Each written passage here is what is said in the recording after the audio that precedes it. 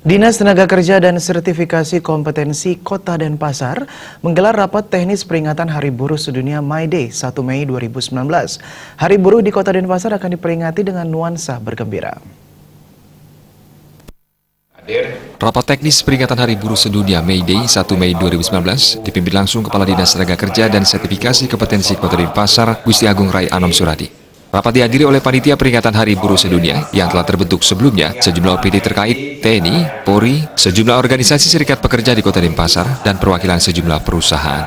Dalam rapat teknis tersebut, sejumlah OPD memberikan masukan terkait pengamanan, parkir, dan kendala teknis lainnya, mengingat kegiatan akan dihadiri seribuan lebih pekerja.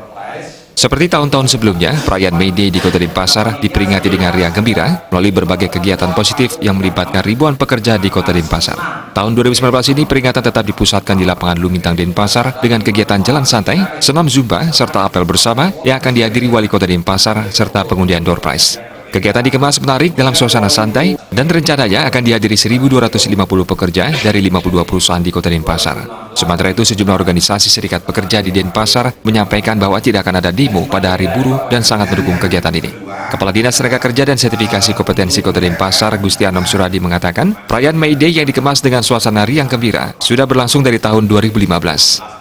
Kegiatan bertujuan untuk mengapresiasi para pekerja, mengajak bergembira, dan melupakan sejenak kepenatan, sekaligus ingin menunjukkan Denpasar kondusif dalam peringatan May Day. Masalah indikasi demo tadi kan sudah kita dengarkan statement dari SPSI tadi.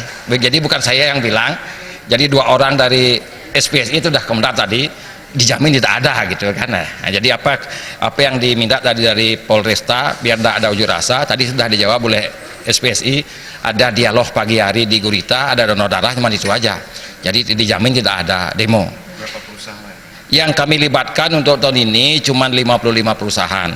Makanya yang hadir tadi kami bilang kurang lebih 1.250 itu adalah 55 itu satu pimpinan perusahaan yang akan menyerahkan door prize dari masing-masing yang mereka bawa, mengajak 20 pekerja. Kami batasi cuma 20. Kali 55 ya kurang lebih kan 1.100 plus panitia plus undangan dan lain sebagainya, kurang lebih 1.250 kami perkirakan. Nah itu jadi yang tahun lalu mungkin lebih 1.500an untuk apel tahun lalu, jadi saya kira cukup itu acaranya, mudah-mudahan sampai jam 10 bisa selesai. Dalam peringatan Hari Buruh May Day 1 Mei 2019, sejumlah perusahaan dengan sistem hubungan industrial terbaik akan diberikan penghargaan. Indikator penilaiannya dilihat dari adanya peraturan perusahaan yang jelas, adanya kesepakatan kerja bersama, dan perusahaan memiliki serikat pekerja. Selain itu menjadi poin penilaian keikutsertaan perusahaan dalam program BPJS Kesehatan maupun Ketenagakerjaan.